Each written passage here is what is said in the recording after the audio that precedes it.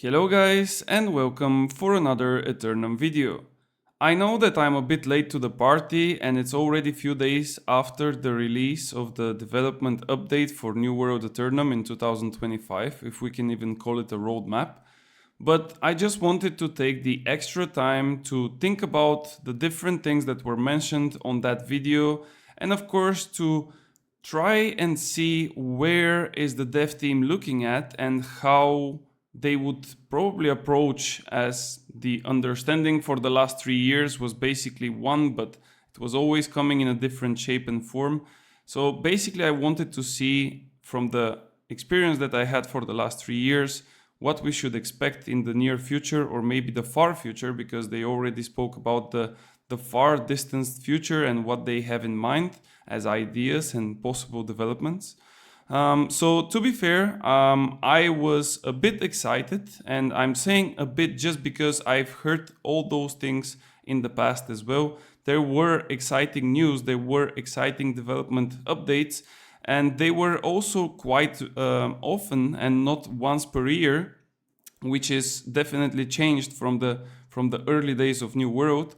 So hopefully we can get them more often, which I kind of doubt, but we can always leave our hope to be there as last. And today I just want to go over the step-by-step things that were discussed in that video and to share my opinion with all the probably 9,000 hours now in the game and all the experience literally from day one, even the first beta up until now, because I never left the game, basically played through all of it, just to see and if we can kind of estimate what we should expect, because sometimes the wording in those videos is a bit different from the reality, and then when it comes to life, people are getting surprised and they actually realize that what was promised is not exactly the case. Before going any further, I just want to say thank you to all of the supporters who are sub to the channel or they are following me on the streaming platforms, both on Twitch and Kick and YouTube. So thank you so much, guys. I really appreciate the support. If you want to join the Discord community as well, feel free to do so. We discuss a lot of different things, not only builds and things, but also different kind of topics. So that's really appreciated, and I just want to say thank you. So yeah, let's just dive in. So the first thing that they were speaking about was the close things that will happen eventually in the next season, which will be season 7. This of course is expected to become a thing in the first month of the next year, and I believe that we have around 40 days left, but I'm not really sure. I have to check that in game.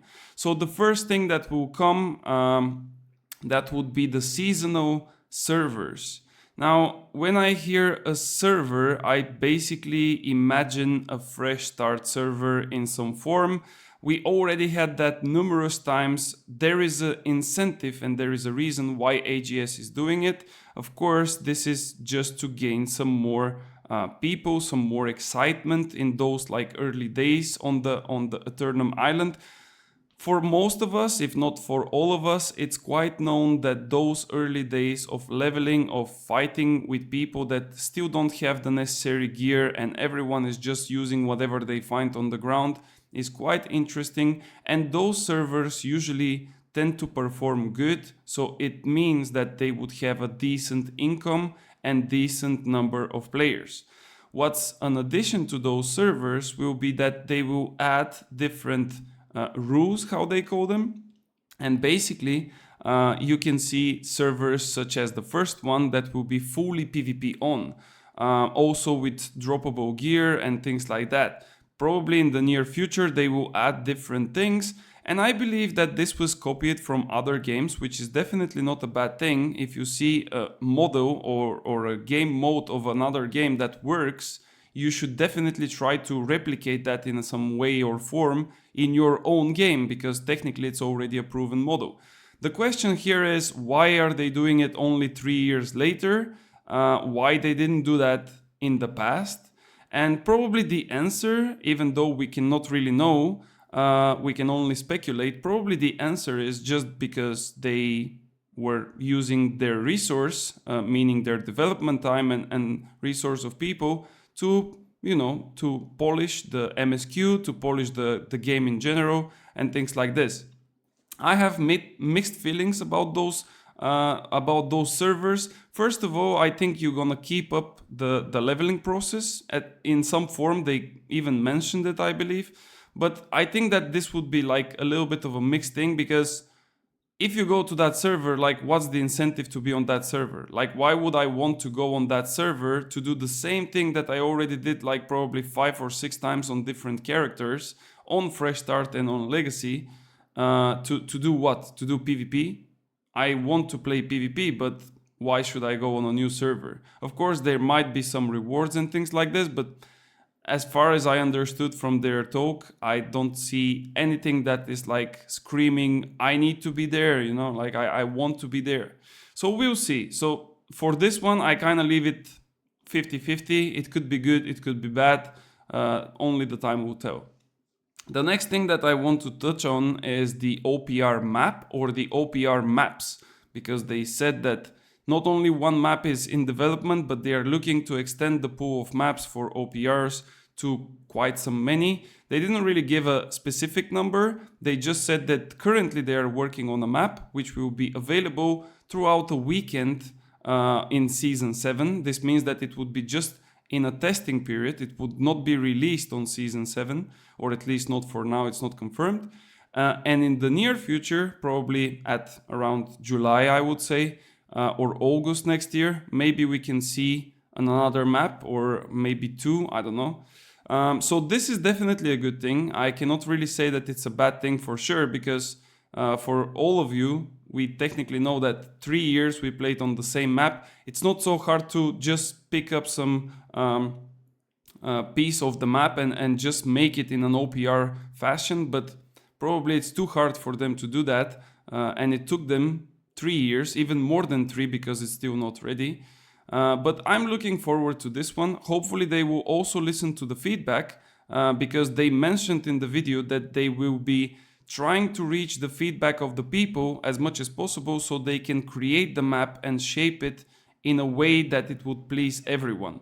Here comes another question though, because they didn't really listen to any of the feedback throughout those 3 years. Even in PTRs, which is the public test realm, even in like different forums which they removed, and now the only official forum could be the Discord, where if you say a bad thing, you simply get banned. So they didn't really listen to the previous feedback, even though they were asking people for feedback. So we don't really know how much they're gonna listen to this feedback too, but we'll see. Hopefully they do. The next thing is the change in mutations.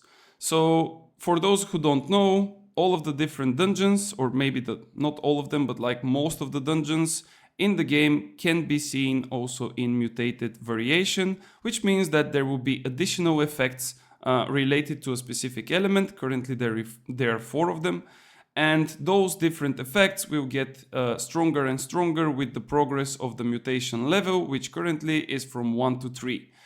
Quite simple, quite nice. I think that all other games have that in some form, even though it could be under another name. So basically what they want to do is to change the mutations from being 3 different types of elements to be 1 unique type for each week. Now, for those who don't know what this goes, is that, for example, if you have fire, ice, and nature mutations this week, next week you might have void, and this basically means that you need to change the gems in your gear so you can have void protection or any other protection that you didn't have previously in order to perform good in those mutations.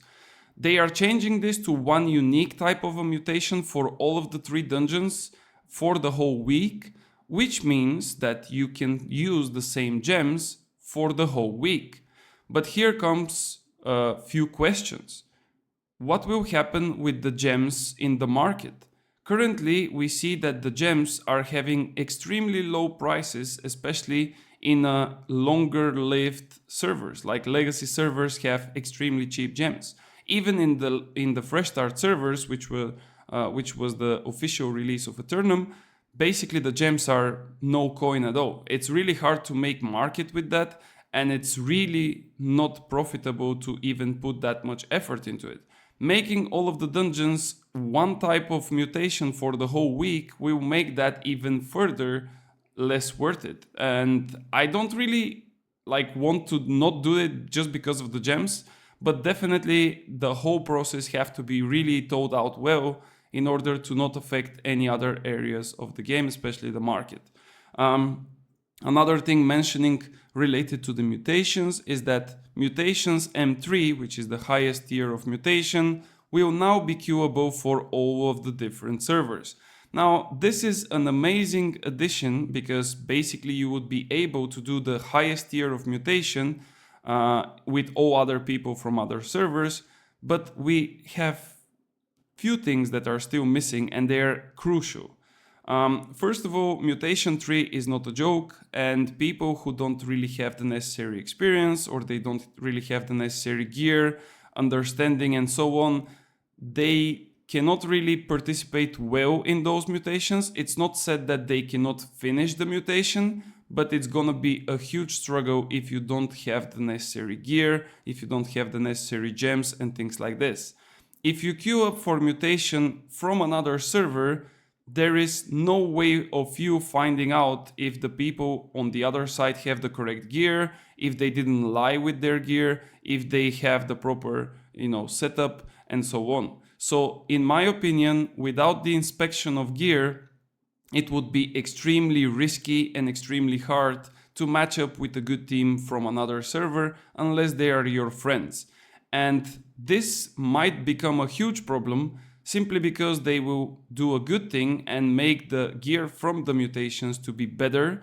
The cap would not be 700 anymore. As far as I understood, they want to increase the cap and also add additional resources to the mutations. So there will be an incentive for the players to go. So here I kind of think that it's mixed feelings with the changes to the rewarding system, but also not really specifying what they think to do with the gems, what they think to do with the matching and how we can inspect our gear and so on. So again, mixed feelings, 50-50, guess the time will tell and we'll see.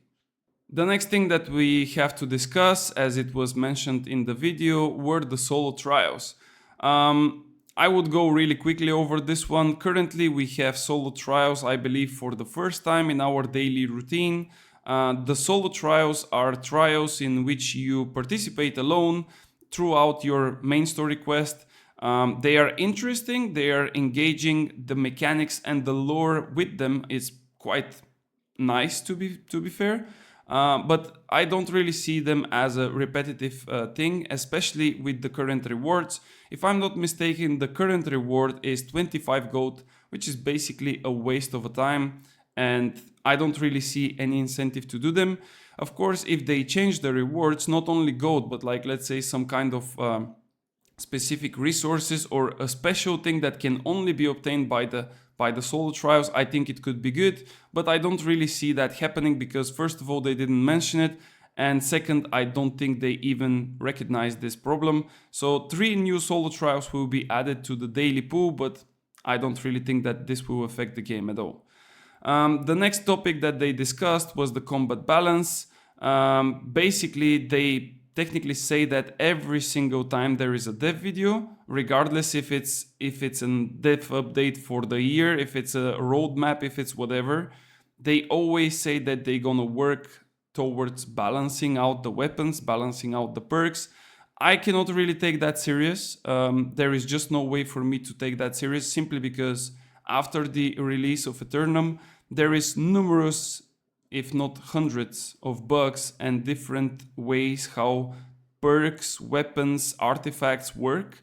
There is a lot of issues, there is a lot of problems, they are all known, there is video proof, there is written proof how to replicate and duplicate and do the things exactly so you can, to recreate the bugs, and there is nothing in terms of actions. There is nothing to be fixed. The only thing that was I don't even know if it's fixed yet, but the only thing that was taken out was the perk of the new ability in the sword, which is called Upheaval, which is transferring the debuffs from yourself to the enemy. This was an exploit in the new Gorgon's Raid.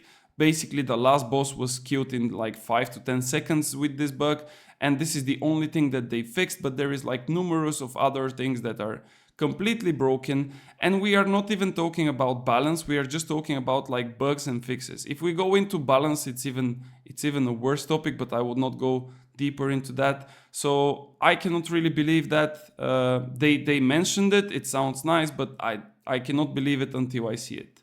The next topic was quite nice to hear. There is new artifacts, in total 7 weapon artifacts and 1 jewelry, I believe an earring, will be a thing in the season 7. So this can mean a really nice and can mean also a really big joke. Basically, we know that some of the artifacts in the game are extremely powerful. They are a must-have for many of the builds. And then we have some artifacts which are extremely questionable. Even running those artifacts could be like described as trolling. You cannot be serious if you run specific artifacts. I'm looking at you, Unmoved, or whatever was called those boots that you basically don't move. So I don't know, like it's really hard to justify. It sounds really nice on paper, but if we see like useless perks on those artifacts and they don't really have a unique playstyle that fits to the meta, it's just like not even possible to make it happen. So definitely they have to look into that and make sure that they are usable, and of course not overtuned. Not overtuned as the Nature's Rat in the previous season, being killed now with like one simple change of the empowers. And looking at the current best probably artifact, the Elemental Band, which is actually still bugged. So we will see. Again, mixed feelings about this. We will see what will come. The last topic that was discussed in the upcoming close in the season 7 things were the events. Unfortunately, for the devs in AGS, having the same events every single year with the same rewards, okay, maybe not the same rewards, but eventually with one new cosmetic each year, is a nice thing. I personally believe that this is a huge letdown, especially for the OG players that are playing the game for 1 or 2 or 3 years. I cannot really see the incentive to do the same event each and every year. Even if there is like some cool rewards to it, it just doesn't feel right to me. You can definitely make small adjustments. You can kind of keep the same vibe of the event, but like make small tweaks to make it a bit more interesting. You can mix few events together or something, I don't know. But like having exactly the same event and exactly the same pool of rewards is just hilariously bad. And I definitely cannot recognize this as a thing, especially when it's put down on the roadmap. This cannot be serious, but we know how it goes with AGS. Sorry for being that negative if it sounds negative, guys, but this is just a pure expression of my feelings, so sorry about it. The next thing that we have to go through is the development in short term. They've mentioned on the living roadmap, how they call it, because it's not a full roadmap for 2025, something that was kind of expected. So they have a development which is probably coming in short term. Short term in AGS language means around 1 to 2 years, just so you know when to expect those things.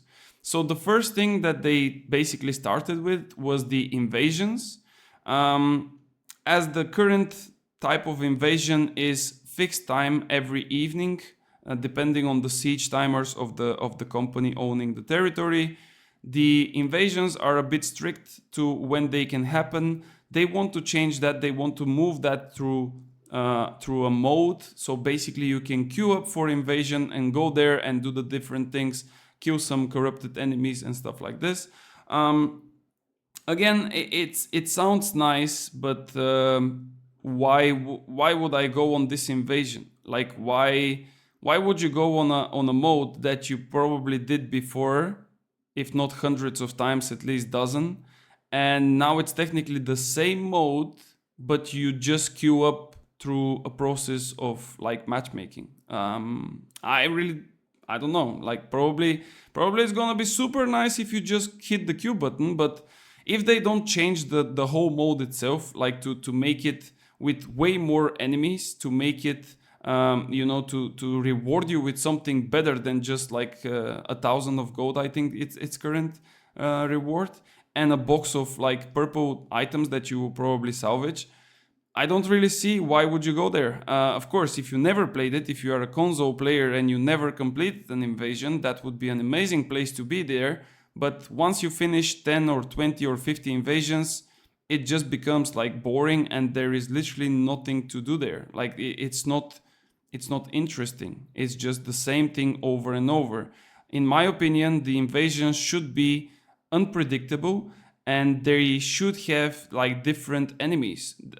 Let's say one of the enemies would be ignorant to thrust damage. They would be immune to thrust damage because most of the invasions are filled up with, let's say, bows and muskets. Some of the enemies should be immune to fire damage. So then you would have to find a way to split your team in different categories of damage so you can tackle those enemies. And if you make the enemies to be unknown, basically you are like reacting on the spot what will happen and how to tackle it. If you know from start to finish what will spawn in which minute where and what will be even the mob that is spawning on that location, I really don't see like how is that interesting to someone, but it might be a good thing. I don't know. The next thing, because they started with invasion being a mode, they also discussed that they are looking in potentially increasing the pool of different modes that we have. They were mentioning a capture the flag or a battle royale mode. For those two, I'm pretty positive. I think that those two models of different modes, like I said before, is a really nice thing. And again, to repeat myself, if a type of a mode or a type of a game, even in another genre, is proven to be working well, specifically for the battle royale, you definitely want to include that in your game if it's possible, because it's a working model. It doesn't mean that you need to change the whole structure of your game towards this specific, let's say, battle royale, but definitely you can just make it as a mode. It's gonna be extremely interesting for all of the people participating, and it could be a nice addition. So definitely looking towards those two. If there would be more, that would be even better. The next thing, quality of life change. Global storage. I personally thought that we have already a global storage because you can access your storages from any storage in the map by just few clicks, changing the locations. Probably some people want to have it even quicker. I don't know. I personally don't have a problem, but there could be an improvement on that. So I don't really know how they're gonna change it. Probably they will make one huge storage that basically has the same thing. But there are some problems that are coming with this. I don't want to go into full details of it, but I will just give you one quick example. In the current moment, if you have a storage of 1000 capacity, let's say, and you use the marketplace in that specific location of a city where this storage is, you can place buy orders, and those buy orders, when they are filled up in your storage, they can exceed this 1000 storage capacity. If you have one mega storage for all of your different places and it has a cap of, let's say, 20,000, once you reach those 20,000, you cannot really exceed that. So this is the first negative thing that I can think of. And if this global storage comes, I think that they should increase, definitely they should even double or triple the amount of the current storage that we have, because this is definitely not enough, especially for the legacy servers. The storage that we have currently, it's almost not manageable to be worked with. So increasing that would be extremely nice. Next thing online was the wars. This is a huge topic actually. I had an idea of making a video about the wars. I already was working on it. And not yesterday, but the day before, when I watched the devs update, I literally had to add even more things, so I will literally start it all over again. and I will probably drop it over the weekend. But wars are a thing that has to be discussed really in depth.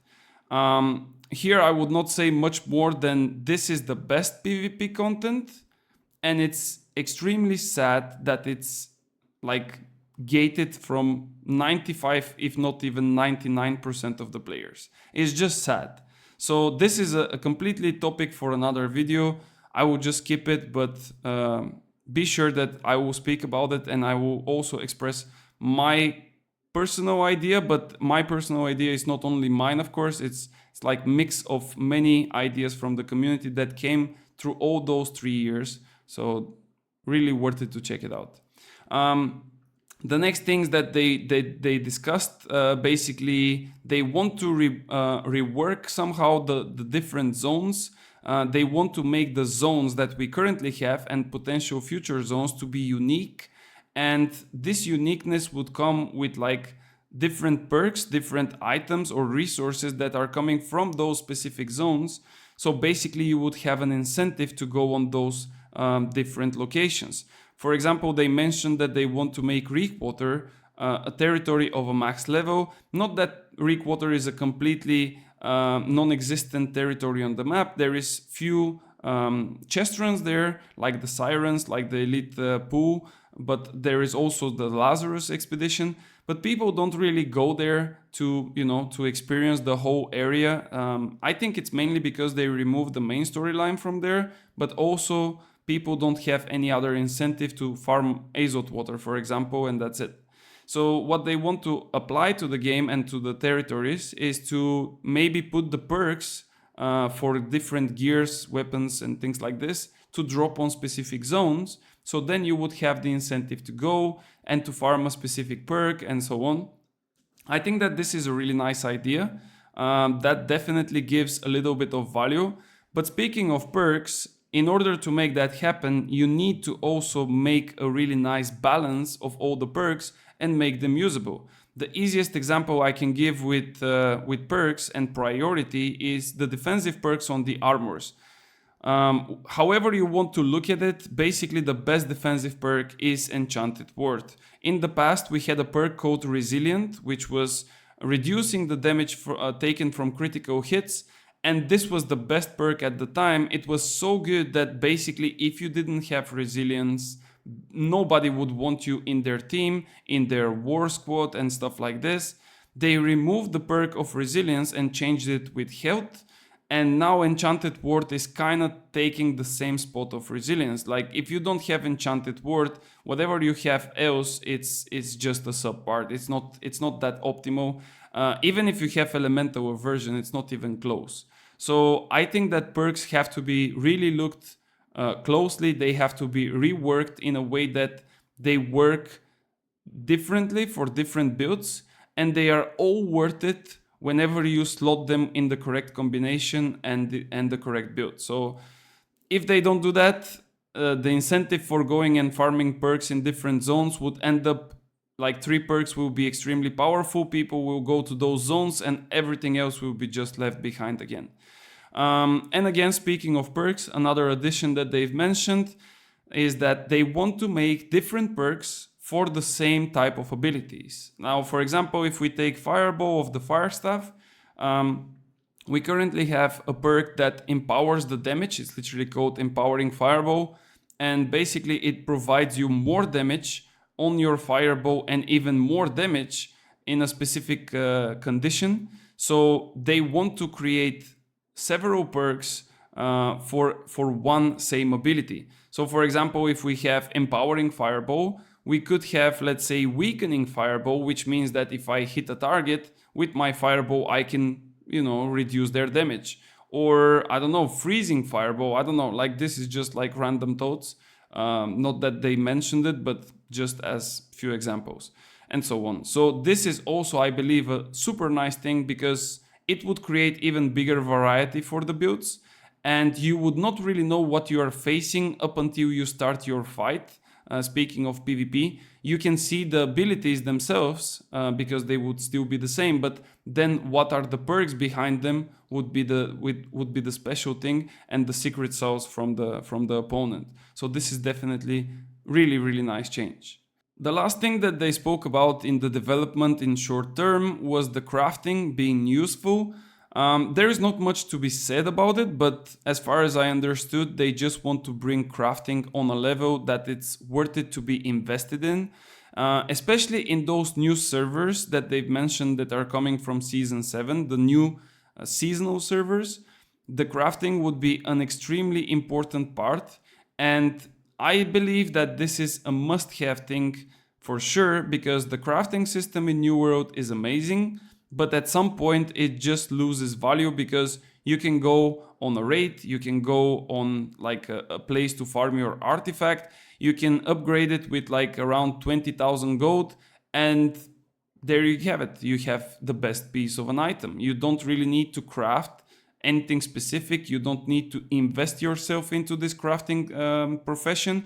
Even with the Gorgon's raid, just to give you an example, when you finish the Gorgon raid and you take the necessary materials, you can craft yourself the max gear piece with 3 specific perks, and it would not even require you to have the crafting leveled up, which is kind of stupid because there is no point of leveling up crafting apart from special things like tools, bags, and few other random rows. So making crafting valuable, I think it's a really nice step to the correct direction, and hopefully they can make it work.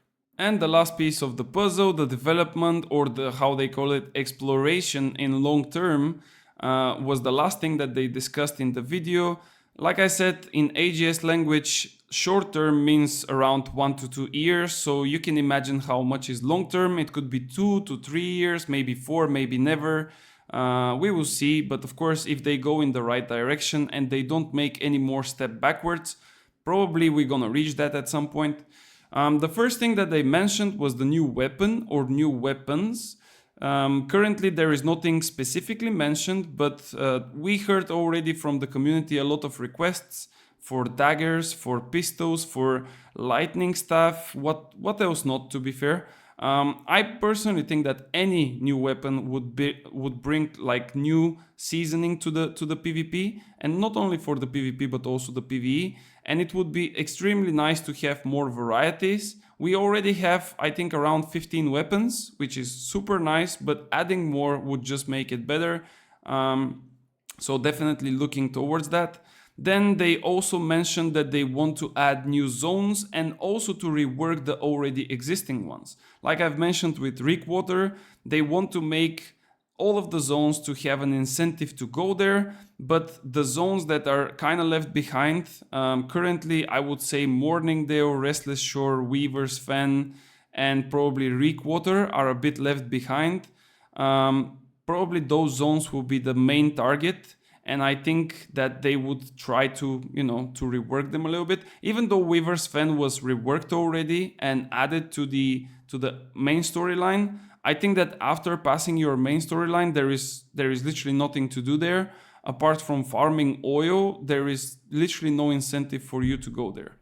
The last thing that they kind of mentioned is that they want to put a lot more incentive for you to be in a company. They want to make the company being something more special and something that not only brings people together under one name, but also to give some goals to those people, to have like a storage for the whole company, or to make like a house for the company and things like this. What specifically will be made, we cannot really know, because like I said, this is like really far in the future. Probably they don't even know themselves. But if we assume that they would copy different games and different ways of treating companies, I think that they come up with like nice ideas, especially with the games that are heavily invested into companies. Even the recent one, the Throne and Liberty, I think that there is an incentive for being in a company. Actually, the whole game is around you being in a company and taking part of activities. So that's definitely going to be a nice thing, because even at this moment, I think that companies are out of the wars. It's almost not worth it to be in a company. There is just no reason for that. Being in a company can only mean currently that you benefit from owning a territory and participating in wars, and technically that's it. you can still play with your friends, you can do your dungeons, you can do whatever, and even if you are not in the same company, you can still do all those activities. So there is no incentive for being together under one name. Even so that if I play alone with my own company, I can even collect and store more gold than the current cap of 1 million. I can store in a company up to 5 million. So most of the people that are heavily invested into making money as well, they kind of prefer to be on their own so they can store their gold and, you know, valuable things. And with that, guys, this is basically what I think about the update. Like I said, it's not really a roadmap. I was expecting them to not do a roadmap because in the previous years they had like a bad reputation of putting out a roadmap and not really fulfilling like 95% of it. Technically speaking, there is not much in terms of content coming to the game. Most of it is just reworking the current content and the way that it's played. But there are some things that could be changed and could be considered as new content. Even in the dev video, they've mentioned that the problem currently is the end game loop, and basically this also, in my opinion, is that that huge negative impact on the players' numbers, because once you reach the end game, there is not much to be done, especially with the easiest gearing ever.